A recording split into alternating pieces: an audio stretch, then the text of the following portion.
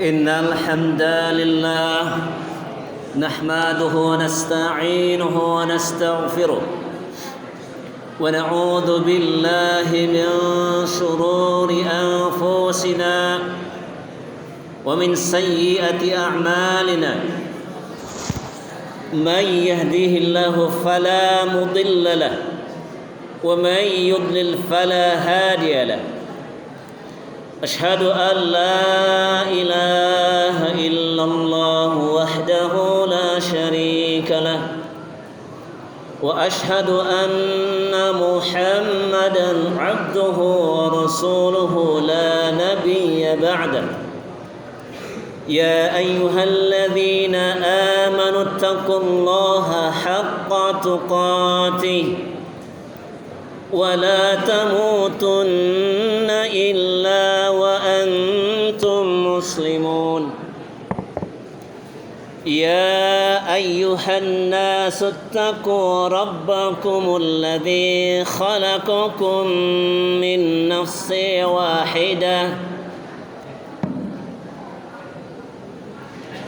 وخلق منها زوجها وبث منهما رجالا كثيرا ونساء واتقوا الله الذي تساءلون به والأرحام إن الله كان عليكم رقيبا أما بعد puji syukur kepada Allah Ta'ala bahwa kita hari ini berkumpul di masjid yang kita cintai. Semoga syukur kita kepada Allah, kiranya Allah akan menambah kenikmatan kepada kita, baik berupa umur yang barokah, rezeki yang berlimpah, dan segala sesuatu kebaikan tercurah kepada kita semua. Amin ya Allah ya Rabbal Alamin. Allahumma salli ala Sayyidina Muhammad wa ala ali Sayyidina Muhammad. Salawat dan salam semoga Allah limpah curahkan kepada junjungan agung Nabi Muhammad sallallahu alaihi wasallam sebagai nabi yang akhir. Kita berada di akhir zaman ini. Pada kesempatan ini pula hadirin undangan Allah yang berbahagia, khatib mengajar, bertazkirah. Mari kita meningkatkan hubungan kita dengan Allah yang kita kenal sebagai hablum minallah, dan mari kita perbaiki hubungan di antara kita sesama umat manusia yang kita kenal sebagai hablum minan nas.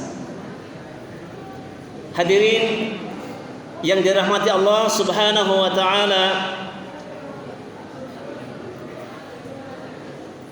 Nabi Muhammad sallallahu alaihi wasallam di dalam setiap hari beliau tidak lepas daripada beristighfar kepada Allah Ta'ala, tidak kurang antara 70 sampai 100 kali setiap hari. Namun kita sebagai pengikutnya, amalan yang baik yang senantiasa dilakukan oleh Nabi kita, tapi kita jarang meniru akhlak mulia beliau. Bahkan keharusan yang harusnya dilakukan oleh kita sebagai umat Islam, karena tujuan kita ingin mencapai ridha Allah Subhanahu wa taala, melaksanakan perintah Allah, menjauhi larangan Allah. Yang dimaksud dengan ati Allah wa ati ar-Rasul, semakin hari kelihatannya semakin memudar. Ukhuwah kita, silaturahim kita, sampai detik ini di antara kita sesama muslim kelihatannya semakin memudar. Kenapa demikian hadirin? Karena kita jarang sekarang ini di antara kita bertemu dengan sahabat, kita jarang saling menasihati. Ketemu dengan saudara hanya melepas tepuk tangan, tapi kita jarang menasihati dan kita jarang mengingatkan. Bagaimana caranya supaya kita mati nanti dalam keadaan mati yang enak? Tapi yang sekarang terjadi di antara kita adalah konsep kita sekarang ini kebanyakan bagaimana kita hidup di dunia enak. Sementara hidup di dunia enak, hidup di alam dunia yang fana yang enak, tidak akan lama. Umur umat Nabi Muhammad antara 60 sampai 70 tahun. Setelah itu waspada, hati-hati. Allah akan stop umur kita di dunia. Selanjutnya akan mengalami kehidupan yang abadi. Kehidupan yang sangat kekal. Kehidupan yang akan di mana kita mempertanggungjawabkan segala lisan kita.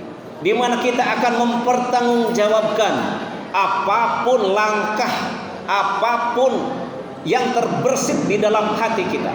Oleh karena itu, mari kita sekarang, jika kita bertemu dengan saudara-saudara kita, muslimin dan muslimat, sebaiknya saling menasehati.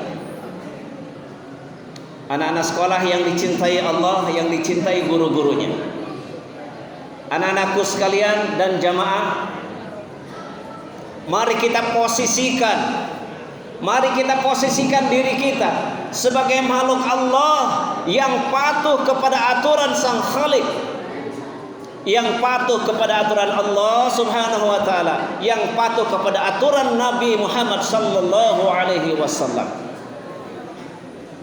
Di antara kita ketemu saja untuk menebarkan senyum aja sudah jarang sekarang. Itu tandanya apa? Itu tandanya kita sudah mulai memudar rasa ukhuwah kita. Yang terjadi yang terbanyak sekarang, muslim yang satu dengan muslim yang lain saling menggunjing, saling menghujat, bermusuhan. Dari mulai kalangan anak-anak sekolah sampai perguruan tinggi, mereka lebih senang bermusuhan kelihatan. Maka dari itu, biarkan mereka di sana melakukan perbuatan segala sesuatu, tapi kita yang ada di sini, mari kita robah pemikiran yang tidak baik, sakwa sangka yang tidak baik kepada sesama kita umat Islam, menjadi berprasangka yang baik. Hadirin yang dirahmati Allah Subhanahu wa taala, yang paling mengerikan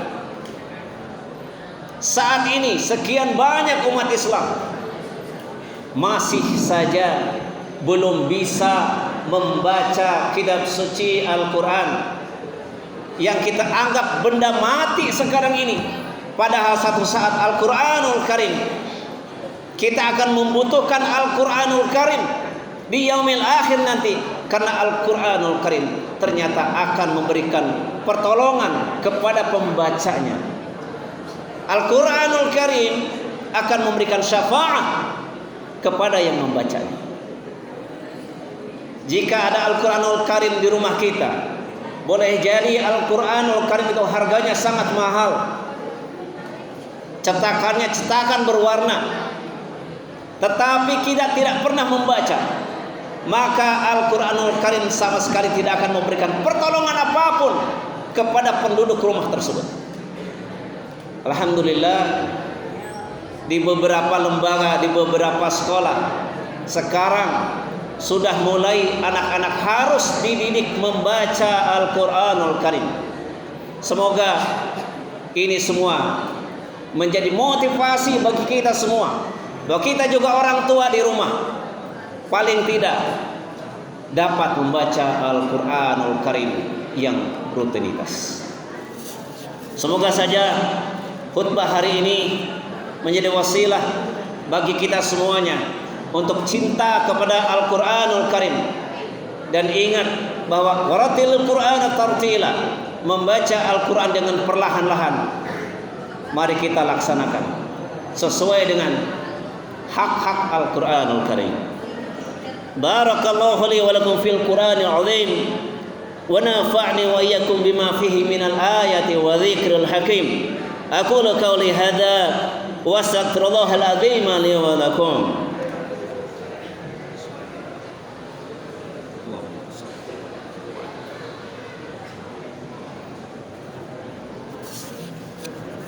Innal hamdalillah nahmaduhu wa nasta'inuhu wa nastaghfiruh wa na'udzu billahi min shururi anfusina wa min sayyiati a'malina. Man yahdihillahu fala mudilla lahu wa man yudlil fala hadiya lahu. Asyhadu an la ilaha illallah wahdahu la syarika lahu wa asyhadu anna Muhammadan 'abduhu wa rasuluh. Hadirin jamaah sekalian, mari kita tundukkan kepala kita, kita tundukkan hati kita seraya bermohon kepada Allah Ta'ala. Semoga hajat kita hari ini yang sudah lalu dan yang akan datang, kiranya Allah berkenan untuk mengabulkan permintaan hajat kita semuanya. Amin ya Allah ya Rabbal Alamin. Dan kita memohon kepada Rabb kita, mungkin di antara saudara-saudara kita ada yang sedang sakit, berbaring di rumah sakit, bahkan ada yang tidak mampu masuk ke rumah sakit. Kiranya Allah cabut seluruh penyakitnya dan Allah ganti dengan kesehatan. Amin ya Allah ya Rabbal Alamin. Inna Allah wa malaikatahu yusalluna 'alan nabi ya ayyuhalladzina amanu sallu 'alaihi wa sallimu taslima. Allahumma shalli 'ala Muhammadin wa 'ala ali Muhammad كما صليت على إبراهيم وعلى آل إبراهيم إنك حميد مجيد. اللهم اغفر للمسلمين والمسلمات المؤمنين والمؤمنات الأحياء منهم والأموات إنك سميع قريب مجيب الدعاء. ربنا ظلمنا أنفسنا وإن لم تغفر لنا وترحمنا لنكونن من الخاسرين. ربنا آتنا في الدنيا حسنة وفي الآخرة حسنة وقنا عذاب النار. عباد الله، إن الله يأمر بالعدل والإحسان وإيتاء ذي القربى وينهى عن الفحشاء والمنكر والبغي يعظكم لعلكم تذكرون. فاذكروا الله يذكركم واشكروه على نعمه يزدكم ولذكر الله أكبر. أقيموا الصلاة.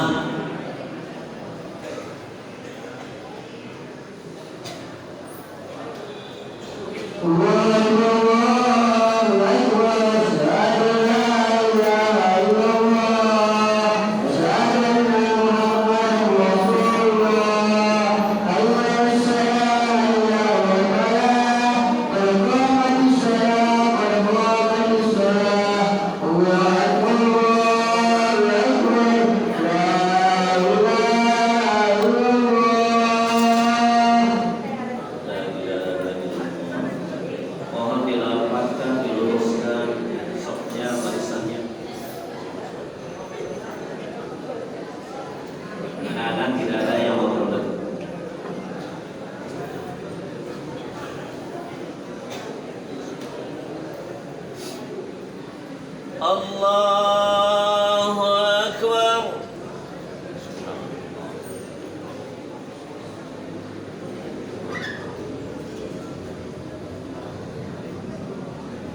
بسم الله الرحمن الرحيم. الحمد لله رب العالمين الرحمن الرحيم مالك يوم الدين إياك نعبد وإياك نستعين اهدنا الصراط المستقيم صراط الذين أنعمت عليهم غير المغضوب عليهم ولا الضالين.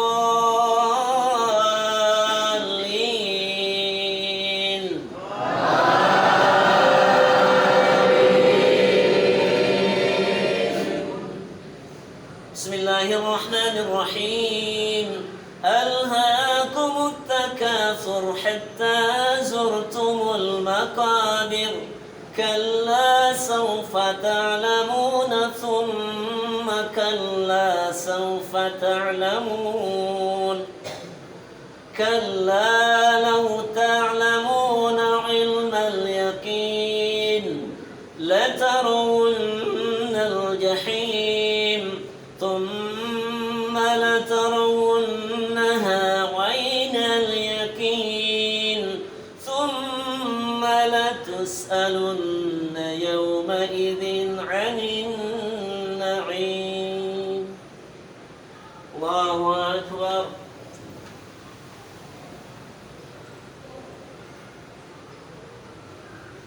سمع الله لمن حمده. الله أكبر.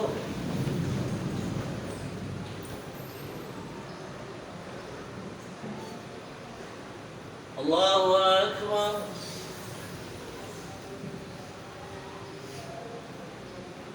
الله أكبر.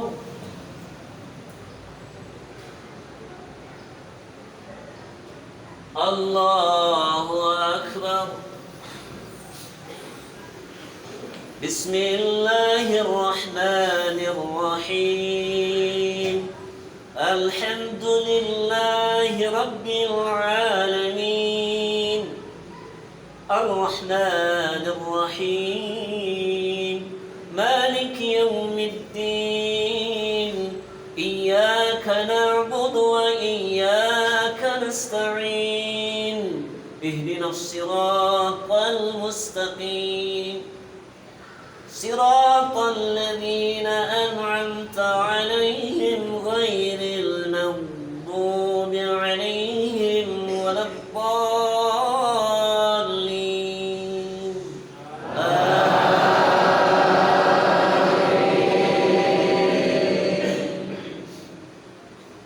بسم الله الرحمن الرحيم. القارعة ما القارعة وما أدراك ما القارعة يوم يكون الناس كالفراش المبثوث وتكون الجبال كالعهن المنفوش فأما من ثقلت موازينه فهو في عيشة راضية وأما من خفت موازينه فأمه هاوية وما أدراك ما هي نار حامية. الله أكبر.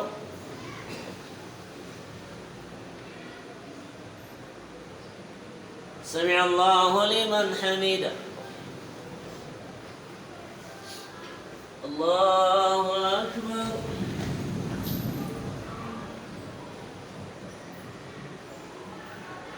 الله أكبر.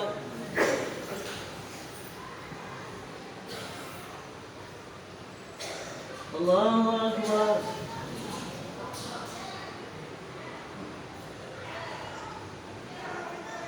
الله أكبر.